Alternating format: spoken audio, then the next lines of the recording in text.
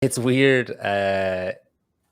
It's really fucking weird talking to you and seeing like you.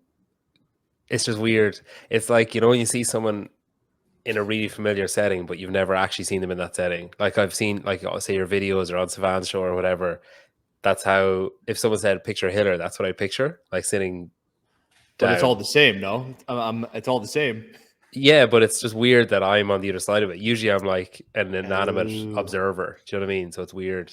It's I weird. have that phenomenon every time I would ever, and I always say that I'm the former washed up regionals athlete, right? But I have been in heats with the likes of like Rich Froning and those types of people. So I would have to guess maybe that's what you're going through. It's like, oh shit, I've seen this guy on TV, and now he's 3 lanes over from me. Because we're Yeah. never that close, but Yeah. close is close. Yeah, it is weird. It was the And same. I'm not trying to compare myself to Rich Froning No, either, by yeah. the way. I'm just saying that might be the closest. Don't get me Yeah. wrong there. No, I think I understand what you meant, but I also think it's good that you qualified that that's not what you were doing in case someone else is just to be like, Jesus, this guy thinks he's fucking great. I tell you what, one of the biggest things I try to do is look at it from all angles to make sure people aren't, this motherfucker thinks he's Rich Froning. It's like, no. I had the same when I interviewed Ben Bergeron. I had the same where he was in like his spot where he does Chasing Excellence, and I was like, this is weird because I've seen this like 100 times, but it's odd being on the other side of it. You had surgery recently, did you? Yep, there it is. Is that so you can lock out your elbow? Yeah, it's getting pretty good actually. I actually haven't done one of these yet, so I guess you could see the difference. Like that's the good one, and that's where that one goes. I'm on day 2 of physical therapy, and actually that's been kind of wild because I've spoken to a lot of people at this point about elbows, and their recoveries in general. I have a month of PT scheduled out just like that, so like I'm going every single day, and maybe it's because of the intensity I came at my surgeon with, and that was his script. It's like, hey, make sure that this guy gets back to, because he's serious about it. But I was like, I need this thing fucking straight. And what was it, like a repetitive stressing, or did something happen originally? The best way that I can probably the first time I ever felt any sort of pain in my elbow, I was doing an iron cross. I used to be pretty good at those. And I felt a pop, and I never tried one ever again. I felt a pop right underneath. And then a couple years later, I had a pec tear, and I have a feeling that it was just a slow build to the point where at Wadapalooza this past year, I was doing muscle ups and something went, and all of a sudden I was just not able to bend or extend. And actually, I keep on talking how I can't lock it out. It's with what I'm doing, it's like, hey, lock out your elbows. It's weird to the point where I almost forgot that I can't front rack a barbell. So like I can't touch my thumb to my shoulder on this side, but on this side, I'm like I can grab my whole shoulder. It's weird. So it's like flexion and extension are the issues, and that all happened at Wadapalooza. But I think that it was more or less a slow build to that point over the course of years and years of maybe not doing everything I could to fix it. And what is the surgery? Did they take something from somewhere else and put it in, or what did they do? Yeah, I think you said the acronian process, which is just like the tip of the elbow. There was a piece of bone, and it was like a 1.3 centimeter piece of bone that he took out. And I have a picture of it. I don't know. Can you see it on there? I'll pull it up. I'll just stick it on the camera. Unless you're trying to avoid weird hair. Let's see. No, you can't see that. If you tap the screen, oh no, now I can. Wow, actually, it's quite substantial. Can you see that? I don't know. At bottom left. Yeah, it's pretty. It's pretty. It's like a triangle right there, but whatever. Yeah, it's just like a little thing. But yeah, he pulled it out of my elbow, and now it feels freer. It just feels inflamed. But before, I would compare it to a crab claw. So you're eating and is it hard? Like, because obviously, I assume you've been told like, there's a roadmap or whatever of, by this date you should be able to do this, and by this date you should be able to do that. Or is it hard not to? Because you strike me as quite an intense guy. Is it hard not to be like, oh, he says I won't be able to do that for 3 weeks. Fuck him, I'm going to do it by Friday. I was in physical therapy today, and they sit you down on the recumbent butt, like the arm ergometer. Oh, yeah. And they're like, all right, sit there and warm up for 10 minutes. And I've never been to PT before, physical therapy. And I was like trying to accelerate through it. They're like, you don't have to do that. We just want you to move before we do whatever we're going to do. You're 2 days out of operation. So I do think that I'm trying to get it done a little quicker. I haven't been able to work out in like 5 months. Because you heard lower body. You heard 10-minute warm up, and in your head it was 10-minute max calories on whatever this thing is. Correct. I was looking at it and I'm like, I'm holding 21 watts with just my arms. I'm like, what does 30 watts feel like with just my arms? I've never done this before. That's cool. So most recently you've been on. Well, best luck with your recovery, first of all. Well, most Thanks. recently you've been on Savan's show, and you did all the say this past weekend. So like strength and depth atlas, you did all those, and I think you did all the weekend previous as well, didn't you? Have you done I all the did. semifinal ones? I did all of them. Wow. Yeah. So we would do like, I think we did 4 on a single Friday, but we did 3 Friday and then anywhere from 2 to 3 on Saturday and then 2 on Sunday. So that it was pretty. I kept telling people I couldn't do anything. I'm like, I got to be on this show. This Well, is what not I'm only doing you have now. to be on it, but you also have to watch everything that's going on, because you can't go on and be like, oh, I don't know, I didn't see that. I was my fiance was getting a little like maybe agitated is a way to put it, but she also is understanding. I'm like, I gotta sit here, I gotta watch it. She's like talking, I'm like, I gotta watch, I gotta know what I'm talking about. I am literally becoming an analyst. If I don't watch this, then I look like a fucking idiot when I'm talking on the Savant thing. I don't want to look like an idiot, so I gotta watch. I gotta know what's going on. She's like, do you want to go do this? I can't go do this. I have the podcast here. I got this. I got that. We Taylor Self actually did the most important thing, which is he road mapped it all. So like you could see when things were starting, when things were finishing. It was very, very important. Yeah, he's great. He's the man. Oh yeah. He's a cool guy. I was supposed to have him on, and then he pulled out of Mac, was he, or Syndicate, whichever one he's doing, because he got injured. And he messaged me saying, "Oh, I can't." He was like, "I don't know. I still don't know what I'm thinking, so I don't want to talk to anyone because I don't know what I'm thinking." And I was like, "Oh yeah, no problem. Like, let me know when you want to talk." I must get back to him actually, because he'd be good. Taylor's the man. Yeah, he's smart too. Yeah, like that was one thing I was going to say. So like with all the semifinals ones, it's kind of like, it's funny because I think, okay, I've told you this before. Say it. What do you got? I've told you this before. This is how we first started talking. But I think this is going to be the same for a lot of people. I don't mean any offense by this. Send me away. I assumed you were a total asshole. Like, I assumed you were just an absolute dickhead, that you were bitter over what I now, if I'd known what I know now, then I would have thought, oh, he's bitter over his elbow and he's just pissed off and he can't do it and he's never going to make it, so he's trying to rip down other people that are making it, and he's just like fucking the CrossFit Scrooge McDuck up in his tower, pissed off at the world and bitter at everything. I think I would need to be loaded to be Scrooge McDuck, right? And I assumed that for a long time, and it's funny because I assumed that without ever actually listening to anything that you said, or like all I saw was the headline, and then I was like, asshole, and like just went off it. And then I remember talking to other people saying like, oh, that guy's an asshole. And then in hindsight thinking like, how did I form an opinion? Like, it was totally baseless. It was just all assumption. And well, we all know what assumed it. But it's when you started going on Savan. I remember the first time you were on Savan's, you did like a drop in for like 15, 20 minutes or something. And I remember thinking like, no, okay, I'm not listening to that, because no. And then he had you back on, and I was like, all right, there's obviously something here that I'm not seeing. So I went back and listened to the one that you're on originally.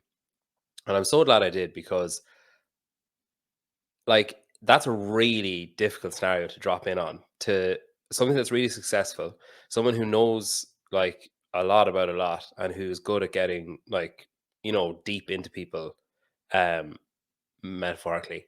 And I was impressed with how you handled yourself, and I was impressed with like the stuff that you were saying. And then I was like, okay, like, I'll give him a chance or whatever. And then you're on it again, and I was like, and it's been the same since, especially through semifinals.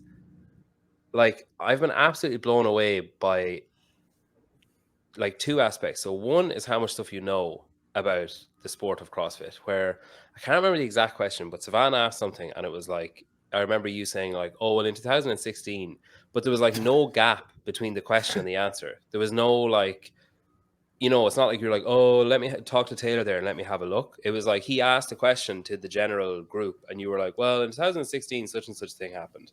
And then there's another thing about equipment failing, and you mentioned, you equally impressively said, oh, I don't know. And you were like, off the top of my head, I don't know. And I was like, that's almost more impressive than saying, oh, in 2016, such and such a thing happened. Because the easy thing to do there is to blag or to like bullshit your way through an answer just so that you sound clever. But I think the real clever person says, I don't know. And then you came back in the next episode and you were like, oh, that question you asked me earlier on, and you had like 7 examples. So there was a lot to be impressed by there. But I think it's one of You're making me get all warm here. You're making me nervous. You're like, oh, he's on to me.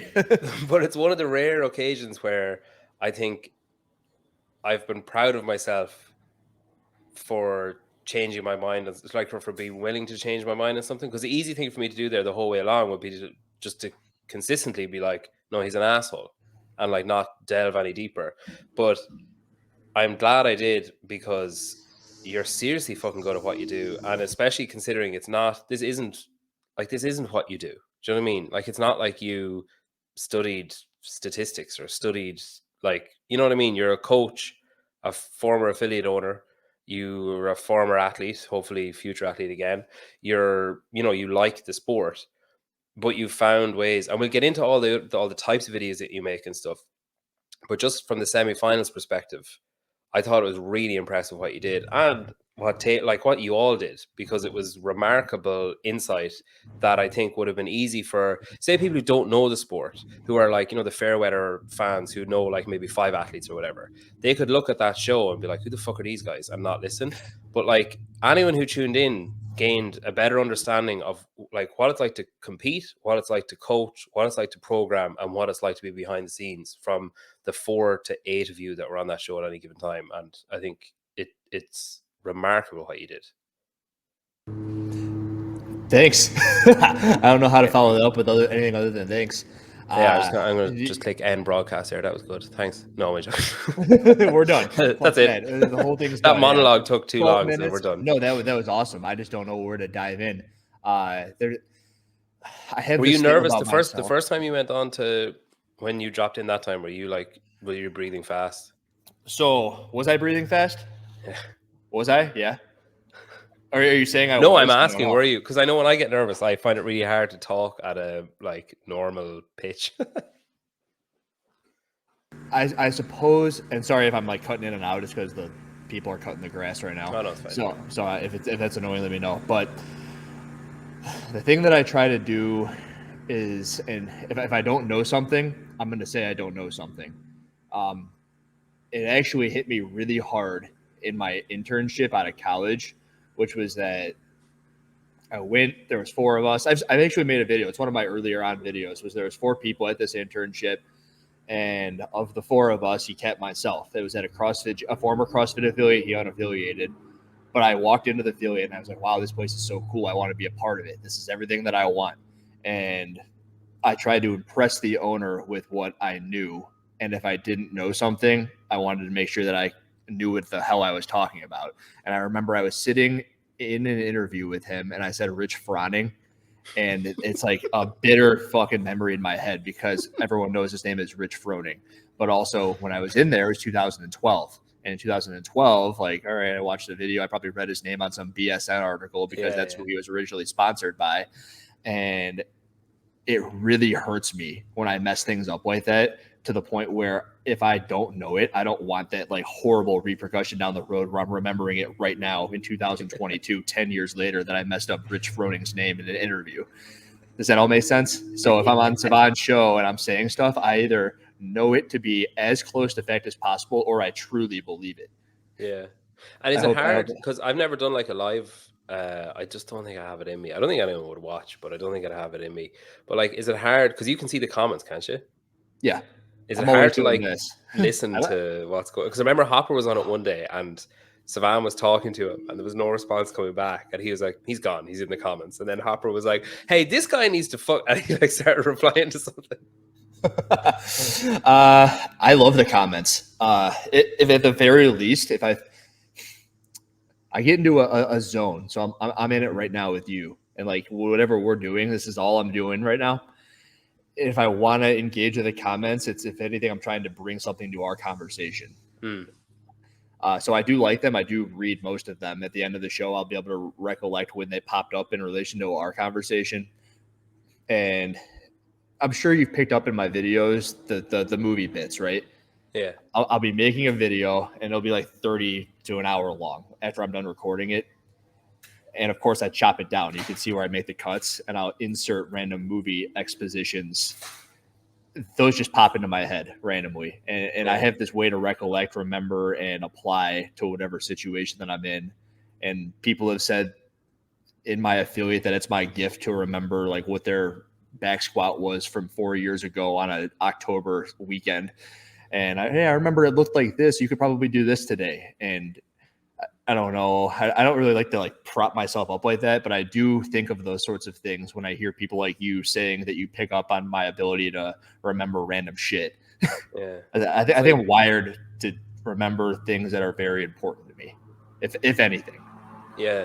It's funny because like my father-in-law is very easily impressed with like sports stuff because I have a stupid memory for like footballers, like as in soccer players. Like I can remember what club they were at, and you know, like what club they were at before that. And I can't American football or no, like soccer, like Premier League. Okay. Haven't a fucking notion of American football. But I'd be like, you know, oh, like such and such, like a player would move, and I'd be like, oh yeah, he was at like Chelsea for 2 years. I think wasn't he on loan at Birmingham or something? And he's like, geez, that's crazy. And then with I can do that with CrossFit, but I can only do it with athletes and coaches. So I don't have the capacity to remember. You know, I'll remember like, oh, they did well at Wadapalooza, or they did well at the games 2 years ago. But what I'm really good at is the people side of it. So I can say like, oh yeah, like Katrin was with Ben and now she's with Yami, and before, you know, like I can remember that kind of stuff. I don't know, maybe because the relationship side of it means more to me than the winning or losing side of it, I guess, or something. I don't really know why, but yeah, it's crazy. Like you and Brian Friend, it's fucking I mad. actually really like having Brian on the same show as me because he knows way more about the thing. I always tell him is he knows how to pronunciate their names much better than I do. And then with that, he also usually knows the tidbits that I don't know about, the athletes I don't know about. I know what I know, and I like to refer to people like him when I don't know things. It's almost like you were saying, if I was on the show with Taylor and someone popped up, I wasn't like, oh, well, let me. Brian would then be my out. I'm like, all right, Brian, please help me out with this. I don't know anything about so-and-so from the Netherlands or whatever. Yeah. I'd like to know more. The thing about Brian though that's cool. So I was at Lowlands and he was at Lowlands. So first of all, he's really fucking tall. I don't know what I expected, but I saw him and I was like, geez, he's a fucking string bean. Tall. How tall is he? I don't even know. He's definitely 6'1", I'd say. Like I was a good bit away from him, but he was relative to like the field of athletes, he was tall. How tall are you? Like, I'm 6 on a good day. So he's a little bit taller than you. So you're 5'11". Yeah. I'm like 183, and I'd say he's like 187 or whatever. I don't know. You're talking feet, centimeters now. Yeah. Where are you? You're in Ireland. Ireland. Okay, I didn't know that. Yeah. Cool. I mistakenly assumed you use centimeters, but your feet. We got feet. You got them from the British, didn't you? Feet and yards and shit. And you kept it. I got my feet from my parents. That's I got my feet from a cobbler's.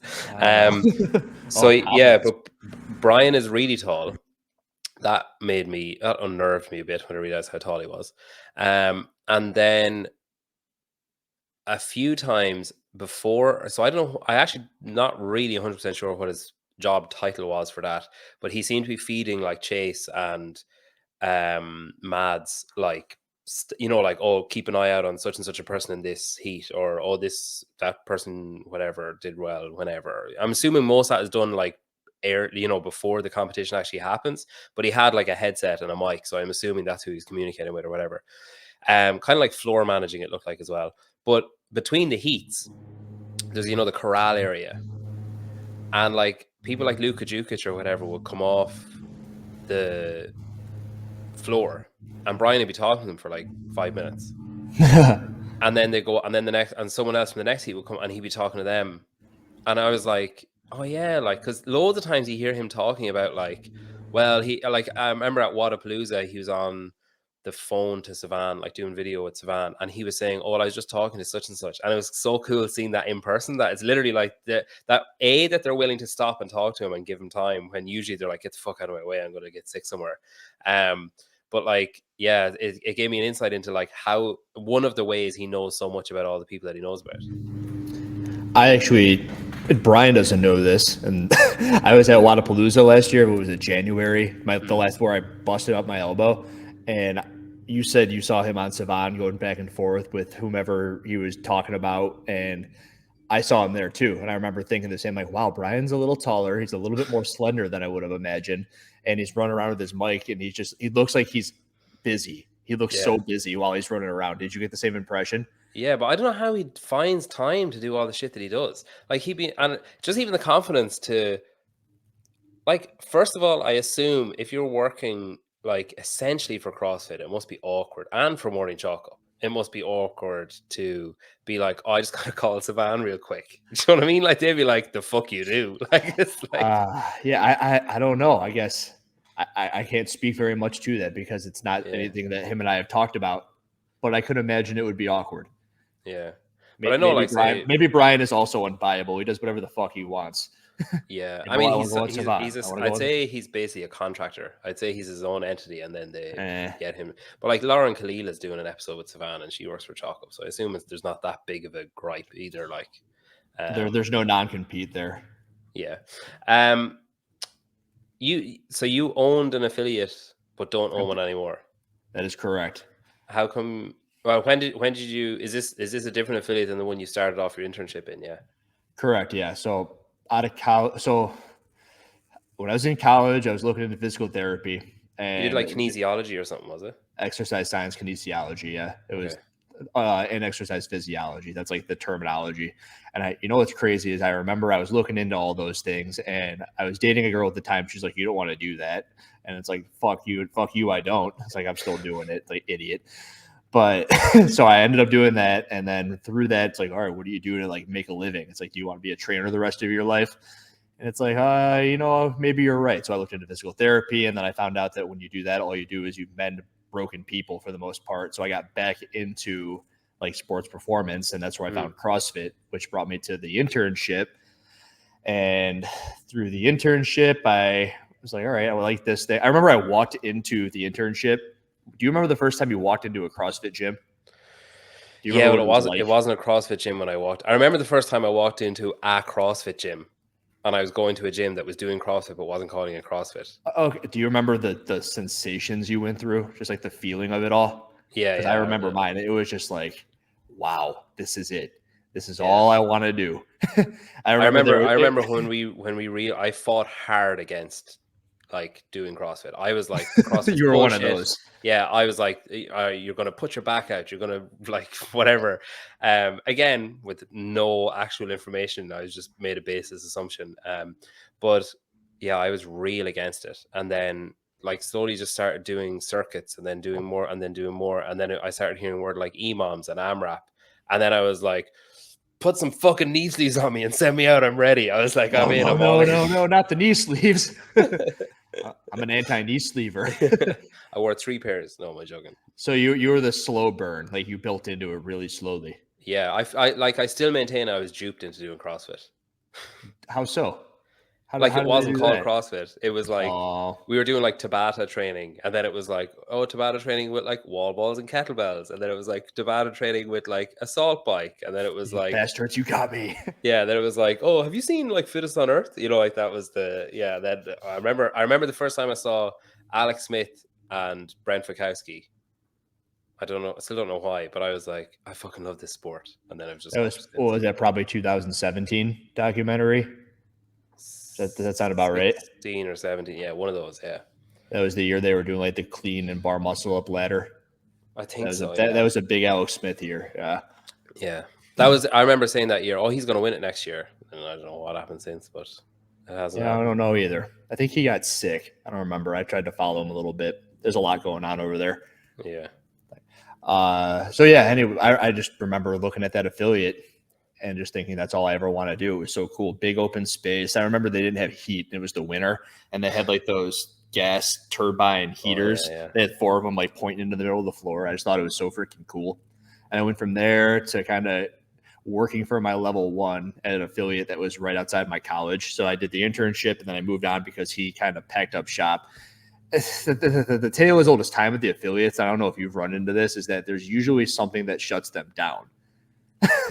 Yeah. And it almost always stems from the business owner either being stubborn or not having a business mind on their shoulders. They love Yeah, that CrossFit. they They love love working with CrossFit, they people. love to coach, and yeah. So yeah, this guy was a former like Marine man, stubborn, and he's like, "Fuck you guys! I don't care if there's mold under the floor." And then they kicked him out of the property, and like then he moved south. I'm not going to talk too much. He moved south Where there's no mold. yeah. There's no mold in the south, right? So then I like went to another affiliate. I picked up my level 1. I worked for it, and then I ended up getting picked up by the affiliate that I ended up being co-owner at. As he was looking for someone to pick up like a full-time sort of gig, and I was just coming out of college. And he also, the owner at that time, I think he saw that I was into the competitive side of it, as was he. And it's almost what he was trying to do with his affiliate was he wanted to have a competitive edge on it, which I don't really agree with. But over the course of the years that I ended up I bought into the affiliate half a year later. And over the course of that time, I saw that there's a huge benefit towards like molding the elite community or the elite people with the community. And I don't think if it were for me coming in there, that would have ever happened at that affiliate. Because up until that point, all I ever heard was that they were sitting over in their corner doing their thing with their own special programming. And I'm sure you've heard those stories before. But I ended up taking over the programming. I ended up taking over just about every role you can take over at that affiliate, with the exception of answering emails, because that's what my business partner did. He answered the emails. Sorry if that's annoying. Do you hear that? Oh, no, it's fine. Don't worry about it. Okay. And I made it a very big point to try to make everybody work out with everybody. Give me a sec.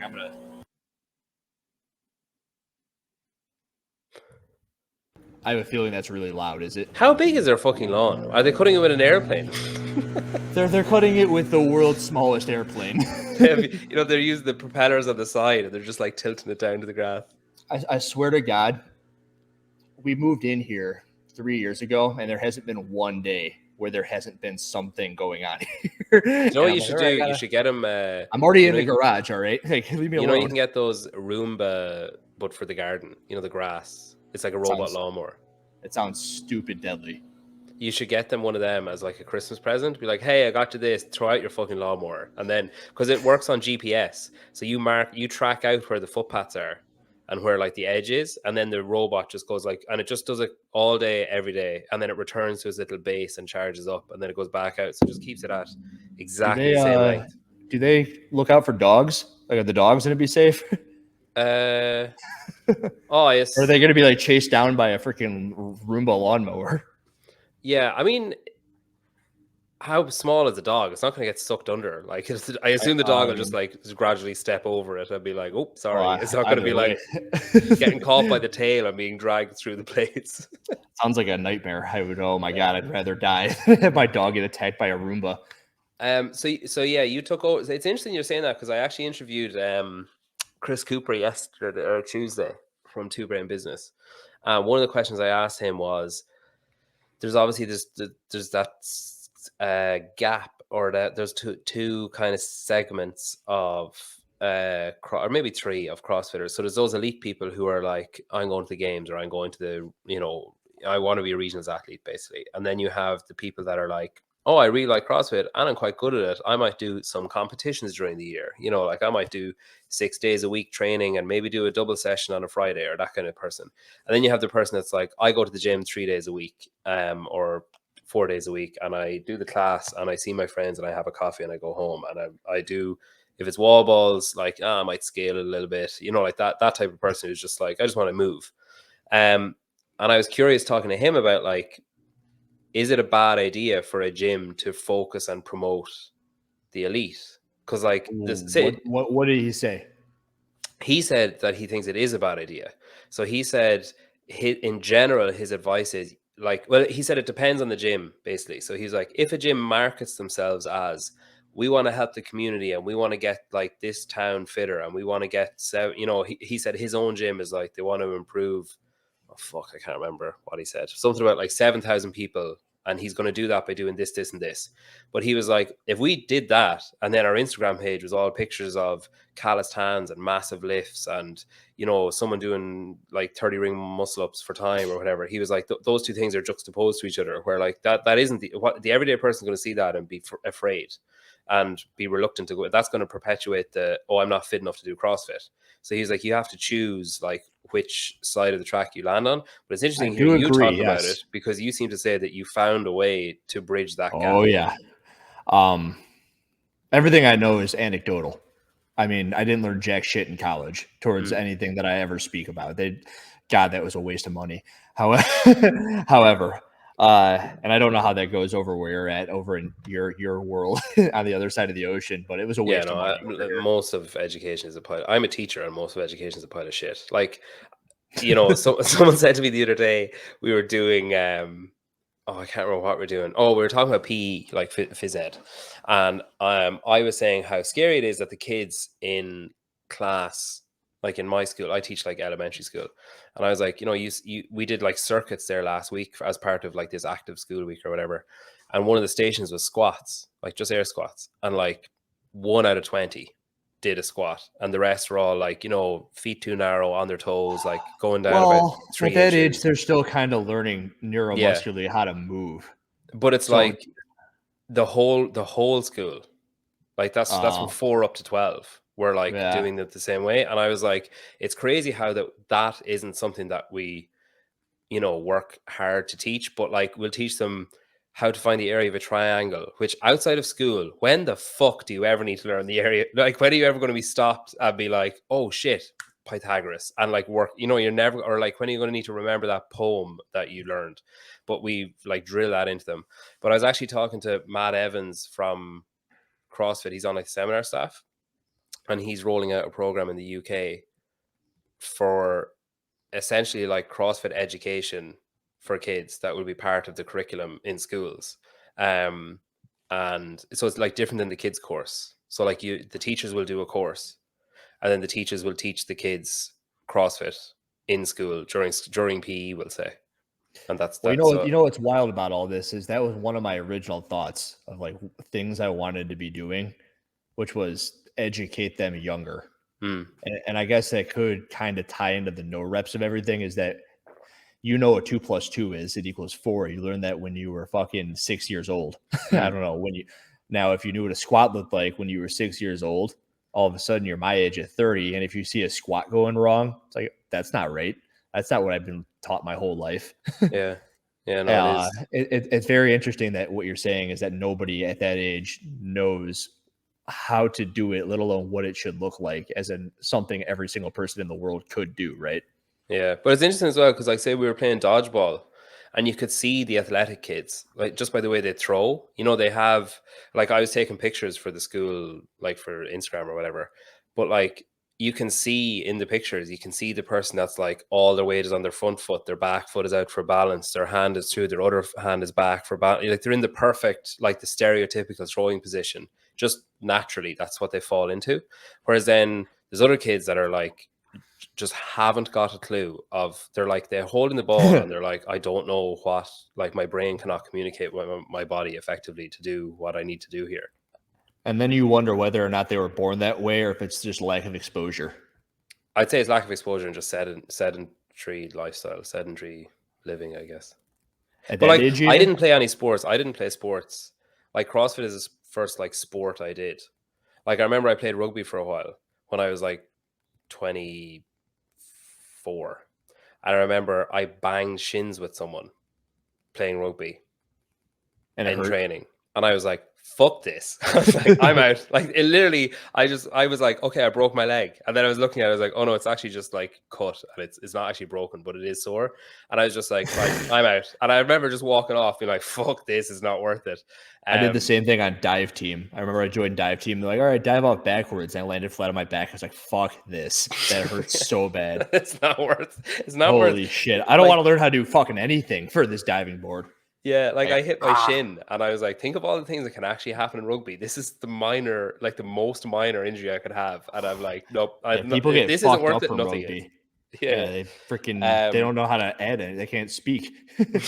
so I started like CrossFit is the first sport I did. I was never physically active. I was like way overweight. Um, like I was smoked like 20 a day. Like anytime I drank, I was like drink to get fucked up. I wasn't like, oh, let's just go for a beer. I was just like, oh, so we're going out, cool. I'm gonna buy 2 bottles of white wine before we leave. Um Before we leave. and then yeah, like I remember I used to um I used to go into town where I lived, and this is before I went back to college and like lost weight and stuff. But I used to go into town where I lived, rent 2 DVDs in like a video DVD rental place, come home, like just smoke cigarettes all day, watch the 2 DVDs, then go back in the evening and rent 2 more. And then that was just my everyday for like Did you work? What was this, college? this is between college. So I did like college and dropped out because I was Right like, now, it sounded like 4 movies a day, which is 8 hours. And I was like, yeah, all right. sometimes no, I didn't work, Yeah. but Yeah. sometimes they had like now it's so funny looking at back at it now. I kind of feel like it must be the same for like bakers or like someone who owns a bakery. When you see someone coming in and you're like, I wonder, should I tell them to fuck off? Like, should I step in? What? Like, is it my job to say like, no, no, come on, you've had enough? Like the guy in the DVD shop, should he have been like, are you sure? Like you've had like You this is walk into your Blockbuster, it's like, all right, man, I'm cutting you this off is at your fucking 30 four second this is your movies. 30-second DVD this week. Are you sure? Are you sure you want to do this to yourself? Oh my Um God. yeah, I kind of think the I same about understand the baker's bakeries. comment I now. wonder should the bakers be like, oh, really? Like, oh, this is you've had a lot of donuts this week. Maybe do you want to just have a coffee and nothing else? But yeah, I was a mess until I met my now wife. I was a mess like with health wise. So I'm doing a lot of stuff, but um, I don't know how we got onto that now. Um, Sorry, it blending the started with elite school. and the Oh yes, community. Yeah, yes. sorry, fucking hell, that was a tangent and a half. No, it's all right. Tangents are good. I'm not very accustomed to tangents. I usually have a one-track mind, so tangents are good. But as far as the affiliate goes, I think I've listened to a couple of Chris Cooper segments, and I think I know where he's coming from with what he told you. But there's really only a couple of meso systems you can have within a gym. Did he bring that up? Like you can only have like a certain ecosystem. Mm, And I think it's like a 150 to 200 members is ideal for like your community. And you can kind of shape that however you want without it reaching to be a 600 person or affiliate. And then all of a sudden the entire structure changes. mm. I don't know if that's spot on or not, and I don't know if that was Chris Cooper. Maybe it was one of those other like gym mastermind. By the way, those gym mastermind things, like fuck those. They piss me off so much. Like I do they like the come from two a good brain. place, but they're I do so like the bad. two And brain business one though. I'm not talking about Chris Cooper. He's awesome. Yeah, because I I should think say his that. his is like I find his particularly impressive just because of the pool of information. And he Mhm. was like, we have people, so we might. Oh fuck, that episode isn't out yet, and I'm ruining it. But No, anyway, no, no. he Well, let me just um say this then is that I really like Chris Cooper, and that since all this has been happening, I've been getting a lot of Facebook messages, friend requests, and every single one of them is like, "Hey, we saw that you're into the fitness business. Let me help you grow your business." I'm like, fuck yeah, off. And it's yeah, like, I'm sure that you've seen him in the CrossFit space too, but that yeah. does not But apply to Chris Cooper. he was like, we have people. So say you own an affiliate and I own an affiliate, and like two other guys, and I'll say to him, "Hey, I'm doing this like fucking I don't know thing on Fridays that's really good for business. Like business is booming since I started doing it." And he'll be like, okay. And then he'll check back in a couple of weeks. And then he'll say to you, hey, this guy Peter's been doing this thing on Fridays. Will you do it the exact same way he's doing it? Here's what he's been doing. Here's how he's been doing it and when he's been Oh, doing it. And then he'll leave us both alone for like 3 months. And then he'll come back and be like, well, what happened? And I'll be like, yeah, business is booming. You'll be like, well, fuck, I don't know what changed, but business is definitely booming. And then he'll try it with another couple of people in the exact same way. And then if it works for everyone with no like anomalies, then he introduces it to the whole crowd and says, these guys have been doing this. They've done it for 4 months and it worked really well. You should try it. I think that's really cool. trial and error, right? Yeah. But instead of just And saying like me saying, "Hey, I'm doing this thing and it's working," and then he goes, "Okay, hey everyone, do this thing this guy's doing," like, or like only accepting information off certain people. I think it's a good way of like kind of testing the data, I guess. I've never seen a bad piece of information put out by Chris Cooper. And I actually think his Mm, website is awesome for someone looking to open up their own affiliate. Everything you need is right there from mm. what I've seen. Yeah, no, he's a cool guy.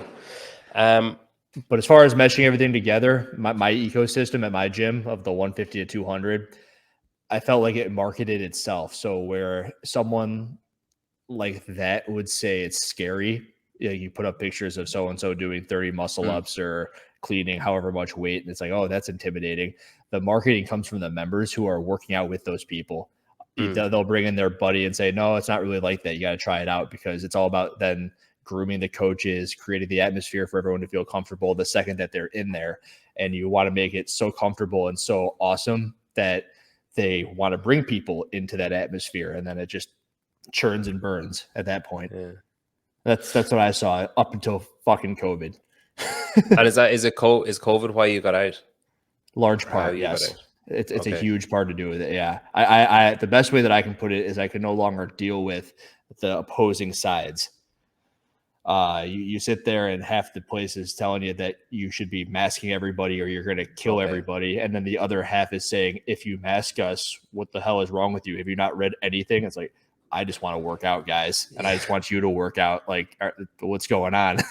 Yeah, it's the same. Like it's the same in teaching in a way where like the parents are the hardest part of like the other adults are the hardest part of the job. Like the kids can be tricky, but like man, getting an email or something from a parent, you're just like, oh fuck's sake, like like, and it's always just like, why didn't you just go for a walk before you sent this email, like, or why didn't you just like vent a bit more to someone else and then not send the email at all, like it's it's hard. I think as well the thing is, and I'm sure it was the same for those members who are saying on both of those sides, like they probably think the other side doesn't exist or that it's the smallest minority, so that like well obviously everybody thinks the way I feel about this, so ergo that should be what's done, and it's a hard one to break, I guess.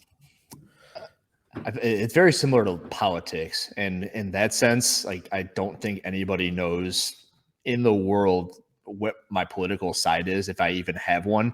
And Mm. apparently that also becomes an issue at a certain point, like not having a side. And I'm Being like, guys, I apolitical is don't wrong. give a shit. Like, just let me like live. All right, I'm gonna go live in a freaking cabin in the woods and no one can tell me what to do, and all I Yeah, want is food and water and exercise. Like, what's wrong with that? It's like, well, you got to care about this, and I'm like, no, I don't. Leave me alone. That also happened yeah, with COVID. It's like if you didn't have an opinion, then all of a sudden you were also in danger of, for whatever the hell. It was yeah, not fun. yeah. I had like Jordan Syed on this week now, like yesterday, and I got like a good few messages off people saying, "Why did you have him on? He hates CrossFit." I was like, I couldn't give a fuck. Like, I don't give a shit what he likes or doesn't like. It was a good conversation. I enjoyed his company, like, and I gave him opportunity to say, like, I said, "Oh, have you ever done CrossFit?" And he's like, "No, I haven't." And then I was like, "Oh, you should. Where do you live?" And he's like, "Dallas." And I was like, "Oh, go to Chase's place. Go down to Big D." And I sent him like the location, like on Instagram or whatever. And like he's like, oh, cool. Like he's polite about it or whatever. Like he had ample opportunity to be like, no, Cross is a piece of shit, or like like spew on it. And if he did, I'd probably been like, yeah, I'm just gonna like X out of this conversation. But like he didn't say anything. He was polite about it. So like, and it's just funny that it was like I was like, oh, here's Jordan Syatt, and people were like, but he hates CrossFit, and it's like, right, what am I doing with that information? It's just like that isn't. I don't know what I'm. It's just I don't know. It's like and like I don't judge the people for sending me the message, but it's just kind of like what do we just not talk to anyone at all ever who has an opposing view then who thinks differently? You just say like, oh they don't exist, and it's just I don't know, it's odd. The messages received are always interesting, to say the least. And you, Mm. you like to read them and you like to filter it. Maybe is the best way to put it. I'm assuming that's what you were doing as well. Like, Mm. they're always in the back of your head, and there's always like a pooling of information. It's like some pulls you this way, some pulls you that way. Yeah, That's like kind of I appreciate the messages being sent. I'm not against the people that sent it, and they've also in the past have sent like glowing messages about other stuff, and I appreciate them the same. But I remember, and I've talked about this before in another show, but like you there's a guy like Blind Boy does a podcast here, and he said that you have to take compliments and insults the same. So he's like, if you're walking down the river bank and you meet a dog, the dog is a compliment. So he's like, you pet the dog and then you let the dog go on its way. He's like, because if you bring the dog home, now you've stolen someone's dog. So he's like, you can't bring, and you're going to get in trouble, and you're going to like, trouble is going to follow you then because you've stolen a pet belonging to someone else. And he was like, an insult is like people on the opposite side of the river throwing rocks at you. He's like, you don't hang around. Like, you don't stand there and say, like, put your arms out and say, okay, hit me in my stomach or whatever. Like, you move on. He's like, either way, you just move on. You acknowledge the insults, you move on. You acknowledge the compliments, you move on. You don't dwell on either, or you're going to get hit by a rock or you're going to steal a dog. Now, what happens when you stand on that side of the river and you just love the rocks? And you're just like, bring on the fucking rocks. You take out your catcher's mitt. Well, you see, the thing is, if you stand there long enough and getting hit by the rocks, people will stop and watch. And I mean, that's what you want. So maybe that's why I'm doing what I'm doing, because they just keep on throwing rocks and I'm just sucking them in. I like that freaking Super Smash Brothers character. If you put up a video, obviously it depends on the subject matter or whatever, but like on average, how many comments would you get in a video? Roughly, like. Average right now is probably about 80. If I had to guess. On average, how many on an Instagram post? Well, now it's the past couple have been quite lengthy, but upwards of 100 to 200 on an Instagram post. What's the split of, say, percentage wise, again, roughly, of you're a fucking bully and a dickhead and you're the man? Huh. You know what? Interestingly enough, that's why I said I want the rocks, because I don't get enough of the you're a dickheads. Really? I would say 95% of them are praising. Wow. On either. Instagram would probably be more like 75%, 75-25, but YouTube, I would say, because if you watch the videos, you know what I'm trying to say. As you said, like, you delve into it a little bit, you know what's going on. That's why I think most of it is good. And then actually the biggest negative I've ever had was that one with the 3 athletes on workout number 5 for the semifinals on the Masters side. I had maybe 7 comments on there that were negative, and they all appear to be in close relation to the athlete I addressed in that video. And at which point I don't blame them. But then I also felt the need to make a follow-up video, which I did, saying, all right, guys, here, I'm going to take a second look at it. This is what you asked for. This might not be what you wanted to see, but here's some more. You asked for it. But I put throw them at me. If I'm wrong, I'd like to say that I'm wrong as well. I just didn't think I was wrong. Your fiance was at Granite Games, wasn't she? No. At Granite Games. Competing? Yeah. Or no, she was not competing. Not this year? Yeah, no. Nope. I mean, I don't know why I'm dwelling on it. She's been at Wadapalooza. Okay. Is she an Innovate athlete, or does she? Yes. I've seen her she works at like Fury Photography a little bit, doesn't she? Yeah. And she was the last time she was at Granite Games, she would have been there the year that I competed last.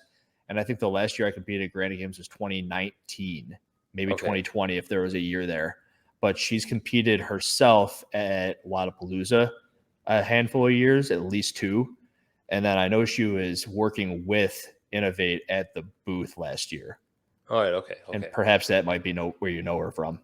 I think I've just seen her on Fury's page. Like Fury's the man. He stayed with us a couple of times, yeah. Renato, yeah, he's been on the show. He's cool. What about because she I'm just curious, has she copped any shit? Like, has she had any messages or anybody being like, your fiance's a dick, or because she's obviously say Danny Spiegel has been like, and I'm putting this in air quotes, but like the victim of some videos. So like she's an Innovate athlete, or was or is, and so is your fiance. So like, is there any like, hey, can you ask him to just stop doing that? Really? You know what I say? No. And I'm not fucking leaving. That Jordan Belfort thing. I'm not fucking leaving. But has your you got me sweating again. And is your cool out with not her. She never tells me to do shit. She's like, do whatever you need to do. Yeah, but that's what when people reach out to her, she's gonna let me know.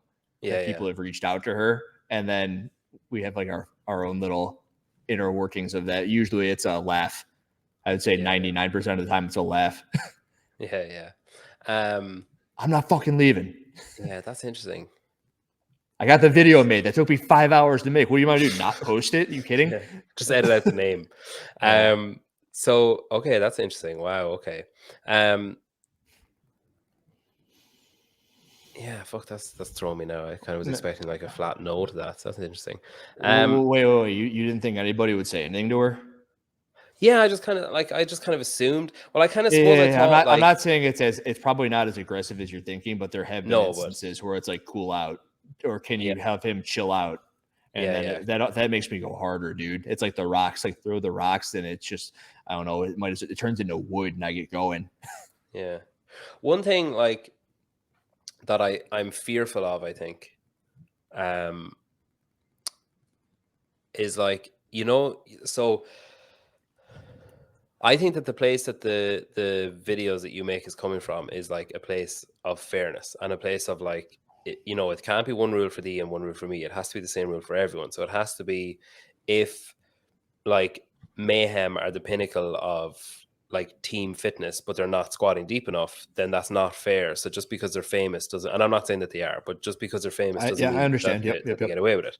Or say like most recently we've had that scenario where Team Nordic lost a member because they weren't, but then like, and Can Porter has talked about this himself, like the duplicity of it, that like he was allowed to move to Iceland because they could all afford to make it happen, whereas this guy couldn't live like an hour and a half away.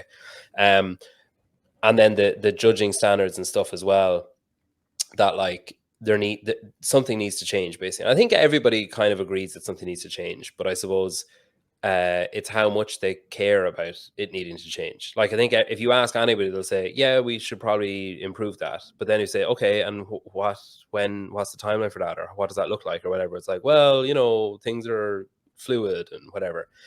But like, say when a lot of people will have become aware of you by virtue of the bat emoji on posts and comments and stuff. Yes. And there's a thing on the internet that I don't like, and it's like I think I know what you mean. mob mentality. It's like so there's now. Let me preface this. There are people who care the same way you care, and who care that things aren't always fair, and who care to make it more fair. And this is their way of doing that, of getting involved. And then there's people who are like, yeah, fuck that guy, and like just use it as a thinly veiled opportunity to just scattergun people. It's basically kind of people that I originally thought you were like. See this as an opportunity to be like, hey, fuck, this is a way for me to funnel all my hate towards like these athletes that I don't like. And now I have this like perfect excuse to be like, I can bully them, but I can say it's not bullying because I'm doing what he's doing, when in reality they're not really doing it. Is that anything that you're kind of cautious of? Shit, yes. And you know what? I've had a couple instances. With the ones that come to mind are the Royce Dunn. He was pretty vocal on a chat about me, and I'm assuming he came from a certain avenue that you were, which is, you didn't know where I was coming from. He looked into a couple of videos. I made a video on him, which he thought was good. Yeah, like, he handled it like a champ, in fairness. I tried. And then I think he also liked it, and since we've been on good terms. He shared it in his story, I think. Yeah. So it's all good. And then I remember the first one of the rogue Turkish get up thing. Everyone's like, that's not Turkish get up, fuck you. So I tried to turn the tide on the people who were using the bad emoji the wrong way. And I'm like, guys, it doesn't matter what you think is right. It's what's actually right. It's like, it doesn't, like, that's all we're trying to do is, this is the way. And this is the way that it should be done. I'm not trying to speak my opinions into existence. Yeah, it's like, this is the standard that the CrossFit Games has set, so that we'll stick to that standard. Yeah. And in that case, it was the standard that Rogue Fitness had set. It's like, hey, you don't know why they're doing it, but it is the way that they're doing it. And it doesn't matter if you think that they should bring a freaking Turkish get up all the way down. It's very circa day. Before Greg Glassman, you don't squat below parallel. And Greg Glassman comes around, you squat below parallel. Why? lots of research and now anecdotal evidence showing that it's more beneficial. And everything they were saying was a bunch of hogwash. Does Rogue Fitness have that with its video? Who knows? But it's what they're doing. So listen to them. Yeah. So now what I'm getting at is everything that I do and everything that I say is very, very careful because I don't want to like turn the top. The other day I put up a story of my fiance. She worked very hard on an Instagram post. I was like, hey guys, if you could go like this, that'd be very cool. And it got like 1,000 likes. And I'm like, wow, that's very cool that I had and it's also very scary because it's like, hey guys, this would be awesome. Share my fiance some love. 1,000 people. Like I was like, oh fuck, just like that. Same thing with like calling out these repetitions. I got to be very careful that I'm not. I don't want to be a bully. I just want everybody to be held the same way. I hope that answers your question. Yeah, no, it does because very careful. I spoke to Neil Laverty. He's like a coach. He coached 80-20 team that got through at Strength and Depth, and he used to coach. I think he coached Emma McQuaid for a while, and he coached like PD Savage and Mickey Smith when he was at the games. And he was saying, so you came up in conversation, and we were talking about you. You came up in conversation a lot over the weekend. Actually, I think it's because I knew I was going to be talking to you this week, so I hung out with Can a good bit, and we were talking about you a bit, and he had lots of nice things to say. Thank God. But Neil was like, I kind of think Neil was in the same frame of mind I was originally. And then when I was talking, he was kind of like receptive, being like, okay, yeah. But I think understandably he has his guard up because do you remember like, was it I'm sure I do. The 2020 games with the burpees over bar? Maybe it was the Open that year. And Emma McQuaid got like the highest score. She got like she won that workout. I think it was the Open in 2020 or maybe 2019. I'm not sure. It was either the Open in 2020 or it was the online stage 1 of 2020 maybe. But there was like something. What was the repercussion? Did she get a penalty? Like she did the workout and then redid the workout and did it faster. So she did the workout, got called out for it. I think it was the way she jumped over the bar. She was in a garage, right? Wasn't her and her husband in the garage? I do remember this. Yeah, it was in her like gym or whatever at home. Yep. So that's why I think it was COVID times because she did most of them in Boundary and 80-20. So that would have been 2020. Yeah. So I'm trying to remember the specifics, and if I'm getting this wrong, I'm just getting it wrong. Well, what was the meaning behind it? So this guy was hesitant because he was saying that he was saying that he's not very active in social media in general. Just like he follows people but has no followers, or no, he has followers but doesn't follow anyone and doesn't post anything, and he's just on it. And he was saying that the only time he's ever interjected was that time, because he was like, she was getting so many abusive messages of people saying like that she's cheating and that she, all this kind of stuff. And he put out a thing saying like, and I think he was conscious of making it sound like the Brooke Wells thing, but he was like, she has the reps. Like, she's good for the reps. Whether you think she's doing a 2-foot takeoff or almost a 2-foot takeoff or whatever, she's capable of doing what she's doing, and she's capable of that level of fitness. So back the fuck off. And I think, she appreciated him stepping in or whatever, because it's so rare that he says anything on social media, I mean. But it got me thinking of like, if you mentioned that power, you didn't say the word power, but it is power to say, hey, can you go and like this? Like, I believe that if you said on your story, hey, can everyone go and follow my page, I'd be fairly confident I'd get a good few followers out of it. And that's power. Like, to be able to, a call to action like that that's actually answered is power, especially in social media nowadays. Hey, if we're talking Batman movies, you've seen them all, right? Christian Bale and Bane's like, do you think that money gives you power here? Yeah, but there's also the flip side of that, where people assume there's a call to action, where people hear something or read something that isn't actually there. So they see you saying, Danny Spiegel did this, or Catherine David's daughter didn't lock out her deadlifts. That's probably the most recent high profile example, right? Which she didn't, and you could fucking see it from the far side of the floor. Like, I was down the very back, and I was like, oh God, like immediately I was like, man, Hiller's going to make a field day out of this. But then, and I'll also qualify something I said on my own page. I said, someone asked me about it, like, how bad was it? And I was like, it was really fucking bad. I could see it. Are you talking about the deadlifts, or are you talking about the burpees?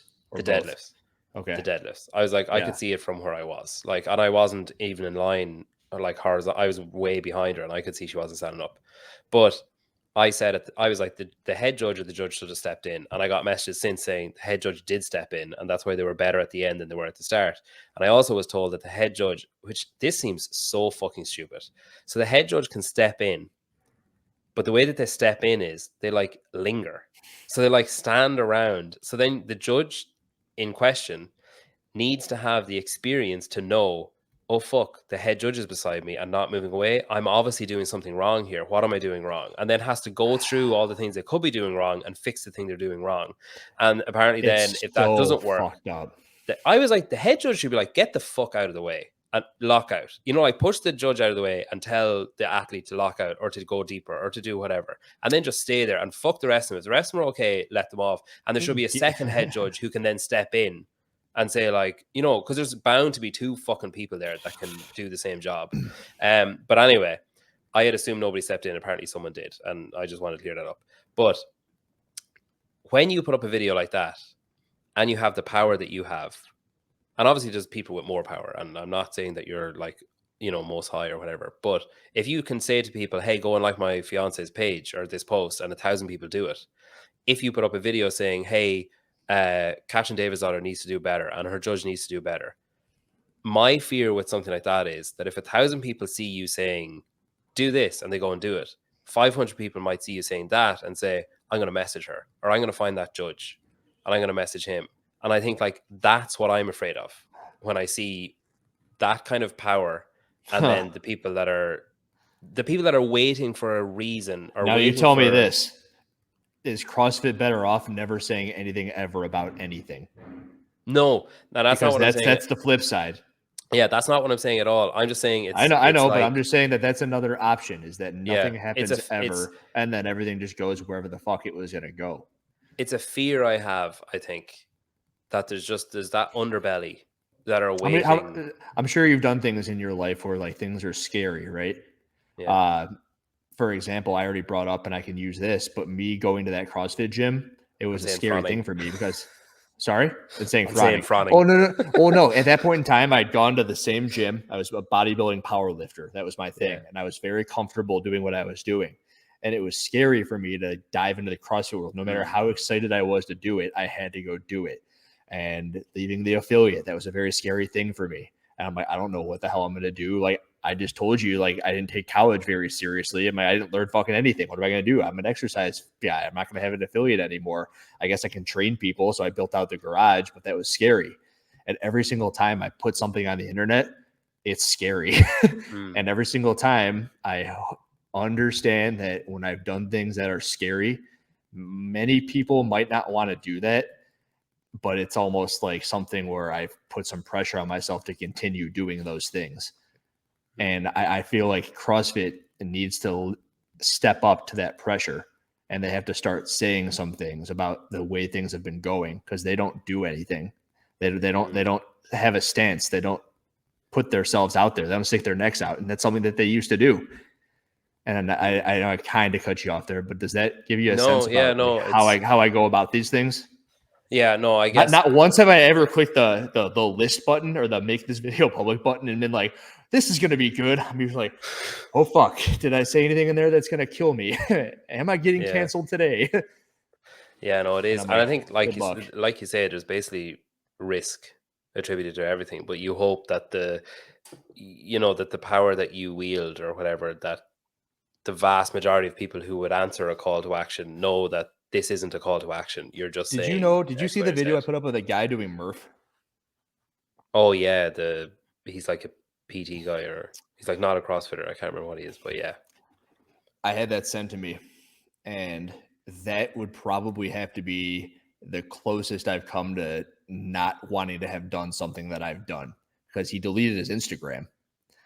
And I don't think it's up there anymore. And I was like, okay, maybe this guy was just doing it. But then I remember there are 10 separate slides on that post, and he wasn't doing it the way he was supposed to be doing it. Like, if you want to go do Murph, you do Murph. You do it with a couple of buddies. You hold yourself accountable. You run the mile. It doesn't matter how slow. You do the pull-ups. It doesn't matter how slow, but you do the reps. You do the work. You do it for Michael Murphy, the lone survivor, that entire story. We all know it. And he has 10 slides up on that Instagram post showing him from different angles doing different things. And you show that his like month progression into it. And when people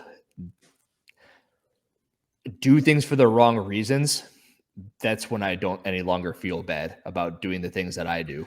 Because I really feel like I'm doing things for the right reasons. And I hope that gives you a little bit more insight into hopefully not mismanaging the power. Yeah. No, I think while he did it, I hope that he's not like doing anything bad over there, like behind his Insta. I hope he was just like, oh, wow, that was stupid. I'm never going to. Yeah. But I hope he still works out. I hope he's still healthy. I just hope he does it for the right reasons. Like, do you understand now, after you were just torched on the internet, why you should be doing Murph? Yeah. Katrin, do you understand now why you should be touching your fucking chest to the ground on your burpees and saying you're an example for every single little girl that's going to watch you doing CrossFit? That's the thing. Yeah. It's like there's going to be some girl somewhere wearing a David's Daughter shirt from when you won the games in 2016 being like, oh, this is what you do now? Like Danny Spiegel, people like you, almost 1 million followers on the internet. Same thing. Little girls everywhere. It's like, she didn't touch her chest to the ground on those burpees. And there's a half naked picture of you over there. And there's another one of you over there. It's like, okay, that's what we're going to do. And I mean, I don't know anything about that, but it's just like, these are the role models. Yeah. Yeah. What about like, say I have, I remember hearing Fraser, I can't remember if it's in his book or in an interview, but I remember hearing Fraser talk about how he'd go, I think it was that kettlebell workout in 2019 with the rower and the kettlebell push press. Was that 2019? That was 2019, yeah, second cut. And I remember him saying how he went out and he asked his judge, he basically said to his judge, is this a rep? Like he basically asked, like he found what the line was. So he found what was deemed acceptable. And then that was his line that he took. Now it fucking backfired on him because he ended up like, he got no reps. Like he obviously went too close to the line. But like, what about people who do that? What about people who say, who like go out to their judge and, you know, a professional athlete knows how deep a thruster needs to be. Like they know what a thruster is, or they know what lockout is. But what about the athletes who go out and do and say to the judge, is this okay? And they're like just on parallel. And the judge says, yes, that's fine. Like, is the blame there with, because obviously, like say I'm thinking of soccer again, where people in inverted commas cheat in soccer, where they feel contact and they go down to win a free kick or to win a penalty or whatever. Could they have stayed on their feet? Absolutely, they could have. But it's game management. It's like, someone just pushed me in the back, and they'll like fall over because it buys their team a minute because they have a free kick, or it gets them a goal opportunity because they get a penalty. And like in soccer, like that's okay. People sometimes don't like people on like if it's the opposition team, you definitely don't like it. You get pissed off and you're like, this is fucking bullshit or whatever. Like in soccer, referees make mistakes all the time. They send off someone and it gets retracted the next week, or they give somebody a yellow card, or they give the free kick the wrong way or whatever. So when you transfer that over to CrossFit and you have athletes who are like, what's the line? And it's like, okay, I'm going to go as close as I can to that line without crossing it. Or you have judges who make the wrong call. Like where's the line of like, say for you, where do you think the line should be for the sport of CrossFit to be like, no, that's not okay, but this much of a kind of a blur is okay? Or is it like, no, zero tolerance? Drawing the correlation between other sports almost always kind of irks me, right? Because we're not trying to be like other sports. Where how can I attack this? And I mean, the closest thing would be like balls and strikes in baseball. And I would say most of the time they're close, but also some of the time they could go either way.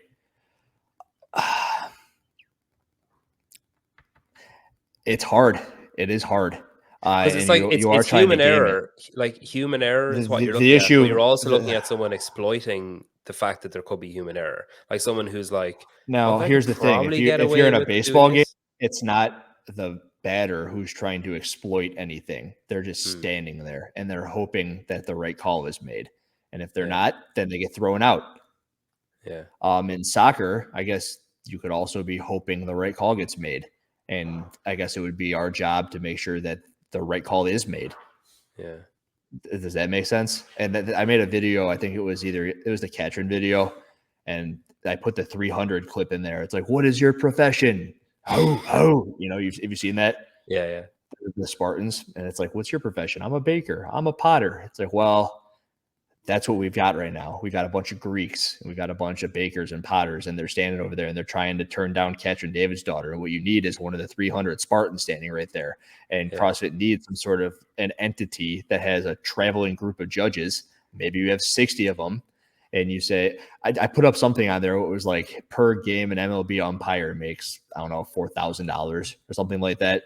And I'm Yeah. not saying that that's necessary, but there needs to be something where they're getting trained to then be put on these events, and maybe they have lodging and food covered, Yeah. and it's just professional.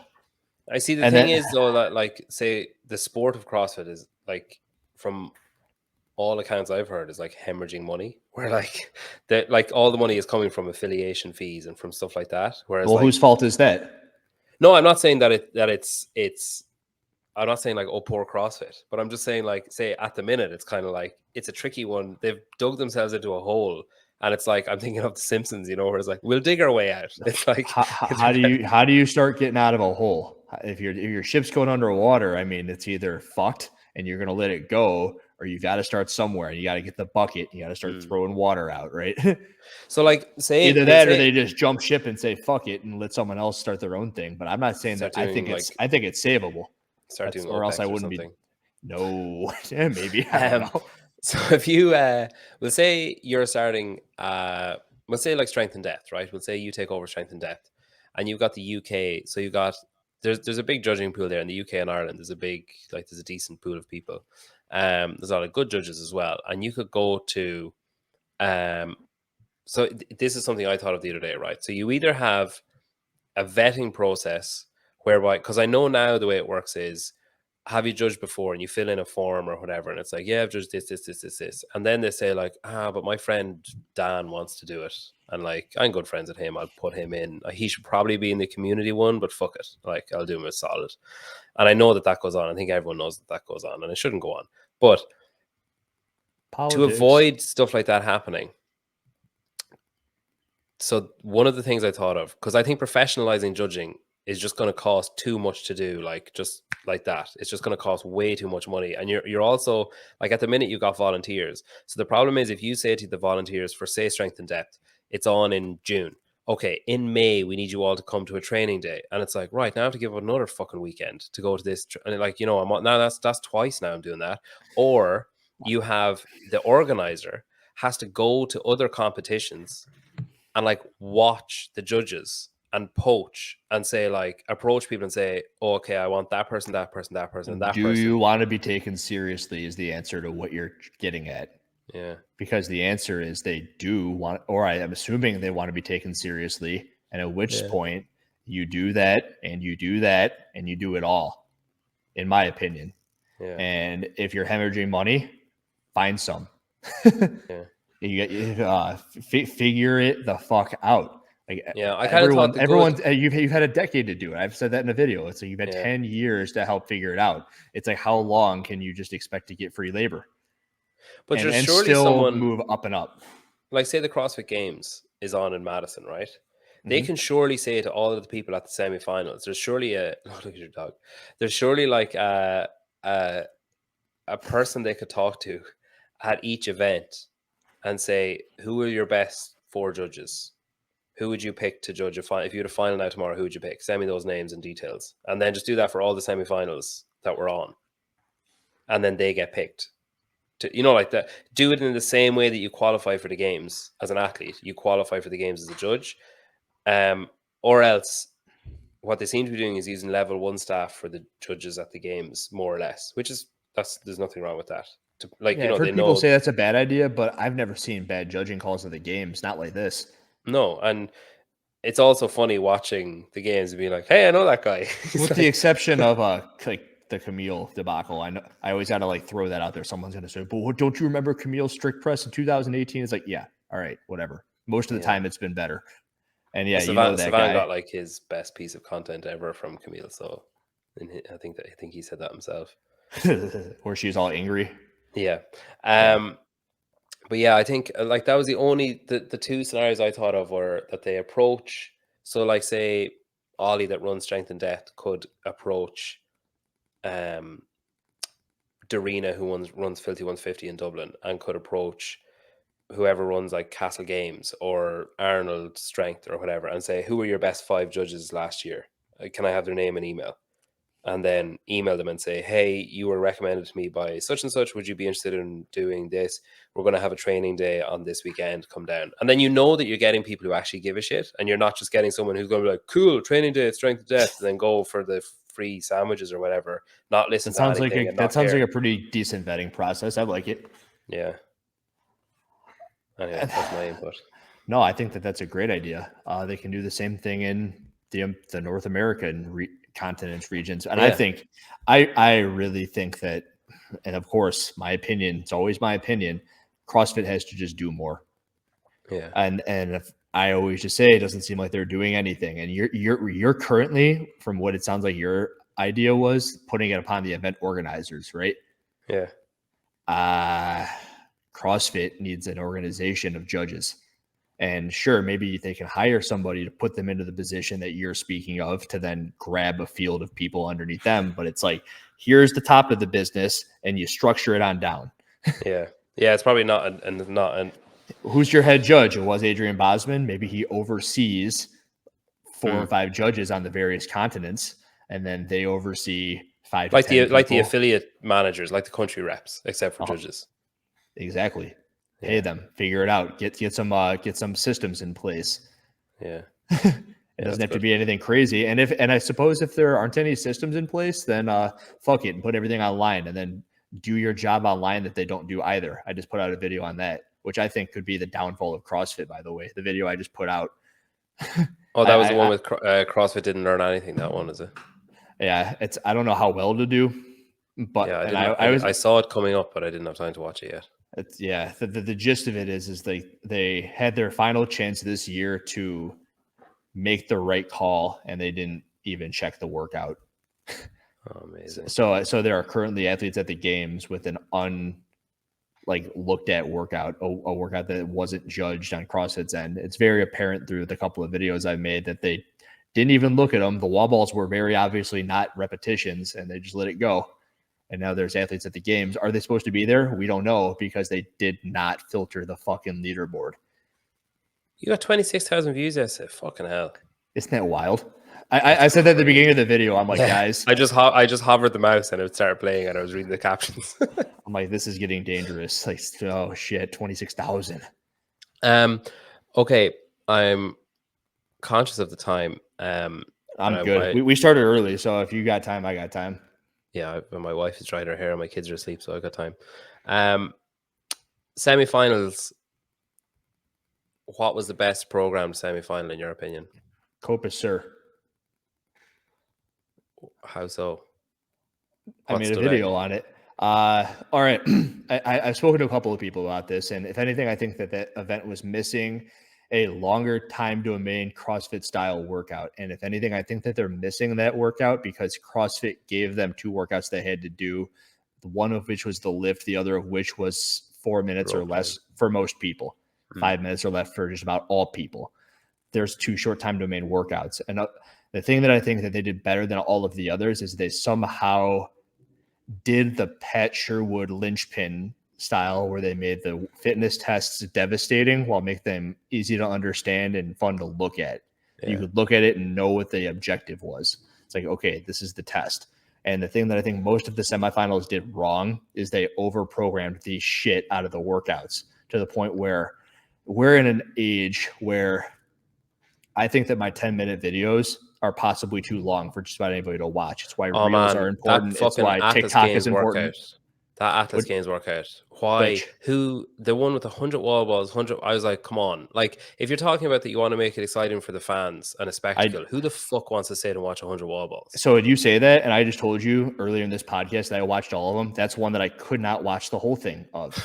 I couldn't do it. I clicked on to certain points, and I wanted to see where athletes were at certain points, and I think I watched 95% of all of it. And if I were to have missed a good portion of a workout, it would have been that one because it's so fucking boring.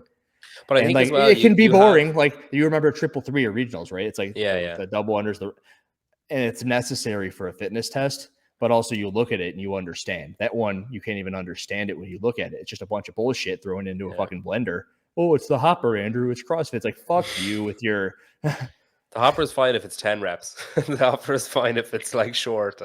But the thing as well is like, so I was talking to someone and I was like, oh, I kind of reckon next year will just be like, okay, yeah, you've got your semifinals, but like we're doing the back end stuff. So here's the workouts. And I think that seems to be where it's headed. And I interviewed Justin Berg like kind of briefly a couple of times at Strength and Depth, and he kept talking about plans. He fucking loves semifinals, and he kept talking about plans for like 2023 and beyond. Why does he love semifinals? He's like, I don't want to Because speak they're for him. fucking free. Is that Well, why he I think loves semifinals? he more or less said that he thinks that the event organizers. I think he's coming on again, so I'll ask him properly. But from memory, Ask if he likes to throw the event organizers under the bus, and because they're not sanctioned by CrossFit, then he can do that. I know you're not going to ask that. Hey, Hiller was on my podcast, and he wants to know if you like semifinals. One, because they're free, and two, because they remove the responsibility from you to do the right thing ever. well, I think his main thing about it, from like the only thing he said on camera anyway that I can remember, was that they do a better job of making the link between the local community That's so fucking bullshit. and the and the elite athletes and the spectacle of it than CrossFit could, by say like CrossFit swooping in to London and being like, okay, we're going to put on this event. Strength and Depth are like near London, so they have a better finger on the pulse kind of thing, is what he was saying. And I'm just repeating what he's saying. I'm not going to I know steal you from are. or I know you are. And I don't know if it's getting hotter in here. If I'm getting like that bad. I took off my freaking bandage. You want to see what my elbow looks like? There it is. oh wow. Yeah, it was getting hot. It was like sweaty, and I guess I can take it off. But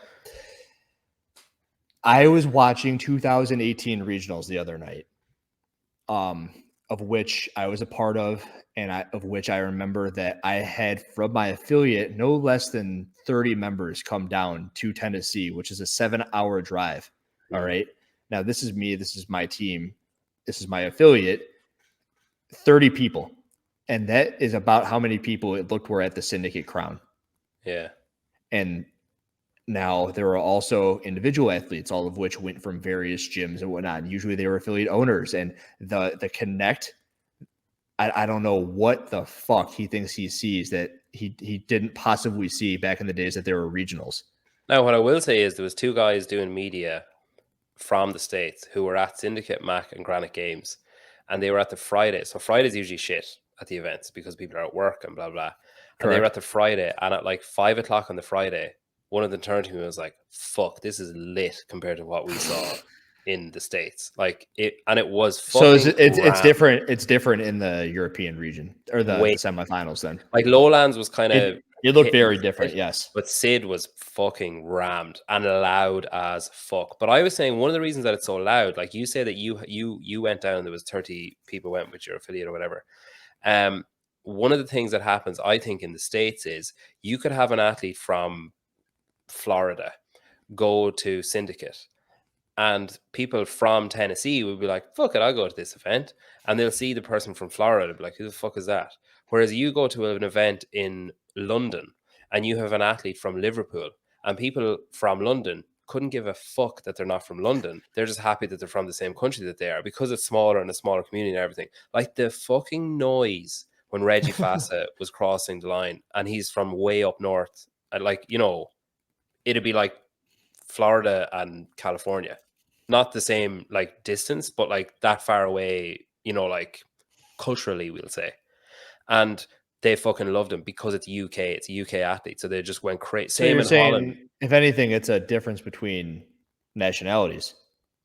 I think it's just because America is so vast, it kind of gets to the point where like each state is its own entity, and there's less ownership of like you're not going to give you wouldn't give a fuck if there's an athlete from Alaska because it's fucking miles away. Like who gives a shit? Whereas if there's someone from your own state, you'll keep a closer eye because they're yours. Whereas I think in the UK, like the UK athletes are loved by everyone in the UK, unless there's someone like, oh, fucking hate that guy. But you know what I mean? Like they kind of envelop them as their own. And it's the same, like there's Irish athletes. Emma McQuaid is fucking miles away from where I live, but like she's Irish. Do you know what I mean? It's like there's kind of like, whereas you someone not from your state, you're like, meh, couldn't really give a shit. Like, whereas I think when the smaller the country is, the more like vehement the support is from the general fan base, regardless of where they're from.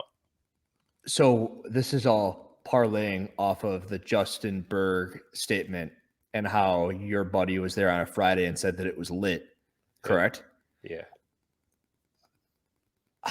And then I guess you're just I would like to see like where you were coming from with all of that, because Well, my thing on the Justin Bird thing is I think he might have had a skewed understanding of what semifinals are if he was basing it all on strength and depth, because I think strength and depth was pretty that's off what I the cuff. wanted to know. I want to know where you were coming from with all that. Yeah, and Because I think it's very different in Europe, and I think like Europe is just behind the US. Like you know, where like what would you call it? Like up until recently, we've been a bit of a fetus compared to the toddler of CrossFit in the US. Do you know what I mean? We're just kind of lagging behind a bit, and we're playing catch up a bit. So I think like, do you think CrossFit's a toddler in the US, or you think it's like a Benjamin Button? It's like it was just way ahead of its time, and all of a sudden it's working its way back into the stroller. You don't you understand? I'm yeah. just like, No, I think no, I think it's just that I think Europe is smaller, and I do see what you're talking about with like those soccer games that you have over there, the football games you have over there. Yeah. They're packed, 100,000 people in a stadium, Yeah. and I'll never be able to wrap my mind around that because I'm not a big soccer fan. Like watching Well, the white ball get kicked around. Man United played Man City in some stadium in the States, and I can't remember how many, but it was like a stupid amount of people went to see it. Like it was like insane. Like yeah, like we'd have matches in our national stadium for like GAA, and there'd be like 70,000 people watching a ball that you cannot see, like it's hurling, so it's like a stick and a ball, and you cannot see the ball from, you know what I mean? You're like, where is it? Like you just see everyone look. Oh, you just watch where the players are looking, and you're like, okay, it must be over there somewhere. But yeah, I think yeah, I think CrossFit is just in its infancy here, and it's still playing catch up. And I think maybe we'll get to a point someday where if they're not from your town, you couldn't give a shit, or if they're not from your county in Ireland, or your, you know, like your county, and if they're not from fucking Yorkshire, you couldn't give a shit, or if they're not from. Do you think maybe they do you think maybe they tried to skip a stage? Because from what you're saying right now, and I know like NFL, NBA, but you know LeBron James, right? Yeah. People are LeBron James, not personally, yeah, but you know of him. And there's people everywhere that like him and will watch him, and it's almost like CrossFit ripped out the affiliate structure that it was built upon, and they jumped into the world of the Catrins and the Brooke Wells and the Frasers Fronings and those people. And they're trying to prop them into the LeBron James light, maybe like a Tiger Woods sort of golf light, while we were still in a stage where we were still learning how to breastfeed. It's like, oh, no more bottle for you. See you later. Here we go. Yeah. You're out. You're 18. You're working. It's like, we're not ready for this. Yeah, no, it is interesting. And I think, yeah, one thing about Justin though, and I heard him, he was talking to someone else before he was talking to me, and it wasn't my conversation, so I'm not going to share what was talked about, but he talked a lot about affiliates, like a lot. And I asked him afterwards, off camera, I was like, are you ever tempted, like, you know, when that you have those press conferences with, like, say they had that one with Gabby and what do you call him, Guy, and Mal. Are you ever tempted to say, hey, could you guys just talk about the methodology, like, at some point, or could you just mention like affiliates, or could you? But then it's kind of like, it'd be so, he said himself, he's like, it would be so transparent. He was like, you know, like, Guy doesn't train at an affiliate, really. He trains in the barn. Now, he didn't say that, but like, this is what I took from what he said. Mal doesn't train in an affiliate. Like, they did some of the workouts at, I can't remember the name of the gym, but they did. There is a gym in Vermont that they go to sometimes, but she doesn't train at an affiliate. She doesn't do affiliate programming. So it would be kind of duplicitous to be like, go and join your local affiliate. It's like, oh, are you there? It's like, well, no, but I mean, I could if I wanted to. Do you know, like, it is kind of hard. But I respected the fact that he was like, I'm not going to tell them what to say. And I respected how much he was talking about affiliates himself when it's not really his bag, but like it's where he came from, I guess. I guess I don't have too much input on that. I mean, it's good that he does care about the affiliates. Yeah. I just thought it was I would interesting. hope so. I mean, it's the most important part of everything we do here. That's what I pull all of my information from, is from my time spent at the helm of the affiliate. Yeah. Yeah, I really want to talk. I'll tell you after about the conversation I heard. It was a good conversation. All right. Okay, best contested semifinal then. It's the most hotly contested. As like, in, like, you mean amongst the athletes? Yeah. Which was your favorite one? We'll say, to be like, oh fuck, what's going to happen? God, the easy answer is Granite Games, because I was watching after Colton. I know Colton like relatively close. He's a competitor like right over there. Yeah. And I've known him for a while. Yeah, I mean, I guess it would have had to have been Granite Games, because it was the only one where you weren't rather sure it was going to happen at the end of it. Yeah. Apart from Will Morad is probably the anomaly outside of that, where you were kind Yeah, of like, what? well, that one you didn't even know until it was over with. And I've spoken Yeah. about that too. Like, Will Morad came out of nowhere, won the event, and you're like, all right. And now he's into the top 5. You're like, okay, that was over. So when you say hotly contested, I kind of had the proceedings to think, what was I thinking during the final event? What was I thinking during the events? Yeah. And that one was just like, oh, it's over. Will Morad's in. It's like, oh, I guess that's cool. Granite all weekend, you were kind of like, well, fuck, it could be any of them. Like, there's like 9 people it could be. Did you watch Granite Games last year? Yes. And you know the way it was the same 2 guys? Oh, yeah. It was Colton and Nick Matthew. Nick's a good dude, too. Do you remember the announcement last year? Like, of who so bad. Oh, my God. Like, I wanted to rip that guy's dick off. I wanted to just like lie down on the floor and never stand up again. I was like, what is happening? I was talking to someone about that recently, and I've like felt sick reliving the moment. But then the same guy was doing it this year, and he did it at Mac and Syndicate, I think, as well. And the 3 times he did it, he said every time he was announcing who finished, he was like first, second, third, or whatever. And then he's like, and now we're not going to drag this out. And it's like, someone fucking told him. Like, someone's like, don't pull that shit you did last year. Clearly, it's literally, he gets the negative feedback, he fixed it, good for him. That's all we're trying to do here. It was funny though. Okay, he'll never do that again. Oh no, he fucking won't. If he does, I'll send him a curt email. Biggest shock at semifinals. So this can be anything. So this can be like athlete underperforming or something happening, or I wish I had my leaderboards pulled up, because that gives me a little bit of recollection. But my recency bias is Jonakowski not making it, because I always think he's a top of the leaderboarder, and I was shocked to see that. Usually I'm always just over the top impressed with his performances, especially at the level of the semifinal regionals.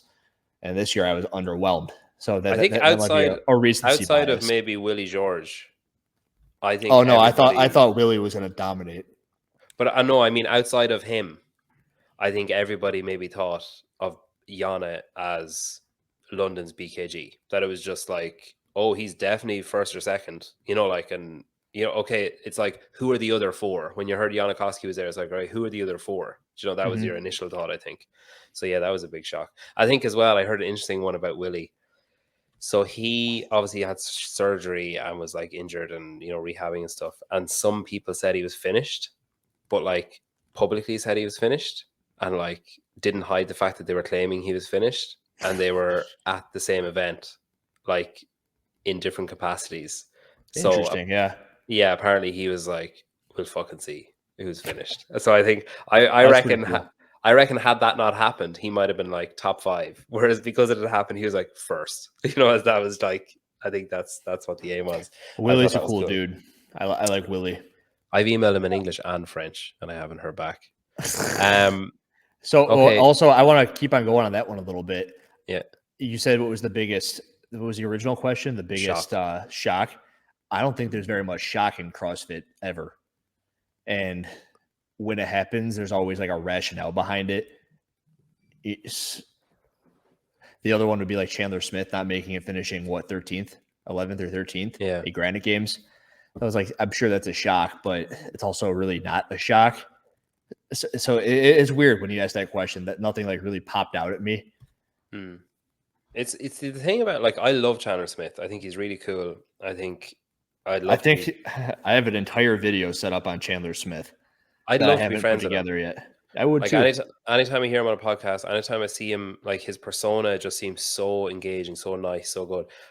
But like, I'm always left like, is he that good at CrossFit? Like, is he like, is it like a fame bias? Is it like that you're really familiar with the names, so you think, well, he's obviously going to win or come like first, second, third, fourth, fifth. So, and then when he doesn't, it's like, what? That doesn't make any sense. Like, there's other athletes that happens with that are famous, and then when they don't do well, you're like, wait, what? And it's like, just because they're famous doesn't mean that they're in the top, like the top of the top percentage. You know what I mean? I would say unbelievably, usually the two correlate a bit. And I would say maybe I see a lot of people not understanding his performance due to his like stature. Like Yeah. he's an imposing figure. Look at him. He looks like a Greek god walking around out there. And I think almost everyone expects for him to do that well because of that. Yeah. Yeah. But usually those two things don't correlate, like looking the Mm. way he looks along with their performance. And you even heard Frazier talk about how he tried to like pudge up a little bit to perform better. And I'm not saying that's the method for Chandler. It probably is a little of what you're saying, just like the popularity. But I also think that it's a little bit of people looking at him and expecting more just because of the way he looks. Mm. And because they like him. It's like a will to succeed. And they like as him, well as, yes. yeah. Yeah. Okay. Off the back of that, then, let's define success, right, for a coach. So I've heard you talk about Ben Bergeron. What? I would never. And so I spoke to John Singleton, who's an amazing coach, works at the program, owns the program, Cavi Magala, Jacqueline Dahlstrom, others. And he said, very interestingly, he like Savan needs to have him on. He's fucking amazing. Like, he's so intelligent, and he's so, like, you ask him a question and he'll answer it so quickly, but so eloquently, and he'll explain, like, he'll give a perfect long-winded answer, but like an enjoyably long-winded. You're not like, oh god, you're rambling. You're like, oh fuck, I never thought of it that way, or whatever. So I asked him recently about like pressure and how, like, say like Christoph is Laura's brother, is going out with Gabby. He's big. He's like getting famous. Is there an expectation of success there just because of who he is? And then I was like, or like Jacqueline has been to the games. Is there an expectation of success there just because she's been to the games? And he said, like, yeah, you have that games thing where it's like, you've been to the game once, therefore you're expected to go there all the time. And if you don't go there, that's a failure. Like, you failed if you don't go back because you've been there once. Why can't you do it again? What are you doing wrong? And he was like, Christoph is an interesting one. He's like a bit of an anomaly because people do assume because of the name that, oh, he's obviously amazing. He's obviously going to win because he's Laura's brother and Laura's great. And he said that then you have the rookies coming in, and they always throw up shocks because people maybe aren't aware of them, and they're like, hang on, who the fuck is this guy? Where are they coming from? And like there's that kind of messes with the expectation that people have of, like, Jacqueline was at the games, she's going to return to the games. If she doesn't return to the games, it's a failure. But then you have this anomaly coming in who maybe they know is coming, maybe they're aware of, but fans watching the sport are like, who the fuck is this? Oh, Jacqueline's gone to shit, she didn't qualify, and this person did, and they're a nobody. And I was curious. So he said that because of the Tias and maths and riches, that winning is success, because they're like the winningest people ever, and all they do is win. So if you don't win, you're not successful. So if you finish second, there's now in CrossFit, if you finish second, there's a bit of a about it, because it's like, well, Tia's going to win it like 6 times, 7 times, however long she wants to go for. So, like, if you're not winning, then are you successful? And I was curious, as someone who looks at all those different training houses, you look at Max, a training think tank, you look at Ben, you look at John Singleton, Yami, Justin Kotler, like, does it depend on the athlete? Does it depend on the coach? Does it depend on the training house? Does it depend on the year of what success is? Like, does Justin Kotler walk away from the games and Daniela Brandon doesn't podium and thinks, well, that was a failure or that wasn't successful? Does Ben have athletes, one athlete inside the top 10 and think, fuck yes, that's exactly what we were hoping was going to happen at the start of the season? Or is anything below third just piss water? I think hindsight is 2020. And with that, all I can do is speak anecdotally about this, right? Yeah. So with that, I've had a team, we missed qualifying for the games by 10 points in 2018. We were very close. Approaching the games, my teammates were all in the house that was, we're making it, we're going to make it, we're going to fucking make it. And I was in the house of, we'll be really close. We're in a Rich Froning's in our division, 417's in our division. The Kilo team that ended up beating us out was in the division. And it's always amazing to me when athletes don't have a level head on their shoulders, or maybe even their coaches don't have a level head on their shoulders, because all it could do is set you up to get beaten to the fucking ground. If any female athlete right now is going out there with the intention to beat Tia Toomey, and they honestly, truly believe it, or possibly their coach is putting them into a position to honestly, truly believe it, I think they're doing them a huge disservice. And I've also always chalked that up to the fact that it's like, Andrew, maybe that's why you're not this successful. Maybe you would have made the games if you were on the same head wavelength as your teammates and you thought you were going to make it. However, I think it's also absurd to have looked at the field last year and seen what Tia Toomey has done up to this point and expect to be even within 100 points of her at the end of the weekend. And I think that it's all about the way you put yourself out there. It's like you want to cut the gap as much as possible, with possibly the hope of like a slim chance that you might beat her. But if you go out there with the intention to beat her, and it's like that's what you're putting out on the internet. So when I end up picking on coaches and athletes in this light, it's because I think that they're setting up everybody for some sort of a letdown. We can go back to the Chandler Smiths of the world. Like if you see stuff out there about, this is what we're doing, time to go qualify for the games, la-di-da-di-da, and then he misses it by 11 or like by 7 or 8 spots. It's like, well, how does that feel? And I'm not saying that happened, because I don't think that I saw anything out there where that was the case, but I have seen in the past where it's like, all right, all we're going to do this year is we're going to win the games. And then athlete finishes not even in the top 10. It's like, how did that do for your athlete? Probably not very well. And you brought up Maxwell Hodge. I think he does a very good job of saying, our goal is to have our best year ever for Noah Olson. He usually has an up and a down year. So as long as this down year isn't quite as down, then good year for him. Yeah. So I know that's a long-winded answer, but I think that the overarching thing is to have a level head on your shoulders, manage your expectations, and look back on it and look to see if you've done everything that you could do. And in the case that was me, my team in 2018, I think we did everything we could do, and I'm very happy with our performance that weekend. Yeah. And that's how I've always left it. Yeah, no, it's interesting. I like that. Okay, well, look, we'll finish with a quick fire. Cool. So they're all no, they're not all either or. Some of them are. Okay, barbell or dumbbell? Barbell. Bike or row? Row. Ski or run? Run. Rings or bar? As in like rings. Bar. Rings. Cardio or gymnastics? Gymnastics. Coach or compete? Ooh. Coach. I know we don't know the workouts, but two males who qualify from the last chance. Can I pull up the list? Give me a second. I'll see how quick I can do this. Pull up the female one while you're at it, because I'm going to ask you that next. Semifinal. Do they have them populated is the next best question. If you go to Morning Chalk Up, they have an article, or they have a post on their Instagram with the list. It's like a swipe left, swipe. All right. Sorry about this. I should have these a little bit more. No, I probably should have had them. I'm very the best thing about the Sevon thing is that they just like Susan's on the back end throwing all that crap up there. Journey, last chance qualifier. Okay. From the men, and it always depends on the workouts, right? So I like James Sprigg, depending on the lift that comes out. Yeah. But if it's something that's not really in his wheelhouse, it could hurt him, especially if it's in the same format as last year. That said, I like Tim Paulson and I like Tyler Christoffel. out of the men, with the exception being a possible James Sprague. And Jake Berman's also very good on the online qualifier stuff. He's always had a niche for that. Or if there's a rower workout in DeLugos, just rips the handle off.